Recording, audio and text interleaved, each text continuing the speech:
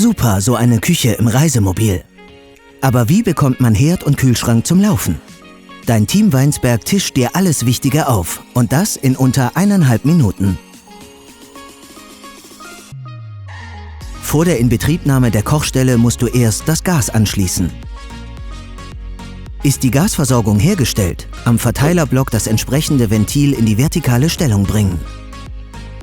Öffne zusätzlich ein Fenster, die Türe oder eine Dachluke. Dein Wohnmobil ist ja schließlich keine Räucherkammer. Jetzt kann's losgehen. Durch das Eindrücken des Bedienknopfs am Herd strömt Gas aus den Öffnungen, das modellabhängig durch die Piezo-Zündung oder manuell entzündet wird. Wenn die Flamme trotzdem erlischt, einfach nochmal versuchen und den Knopf länger gedrückt halten.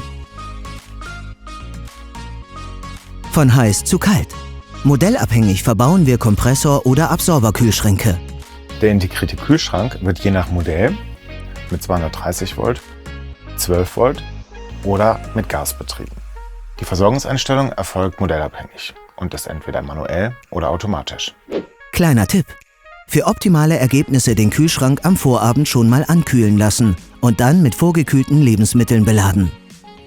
Natürlich muss während der Fahrt die Türe fest verschlossen sein und ohne Mono- und Duo-Control auf die 12-Volt-Versorgung umgestellt werden. Jetzt sind im Urlaubsgenuss alle Türen geöffnet. Wir wünschen dir eine gute Fahrt und eine tolle Zeit mit deinem Reisebegleiter.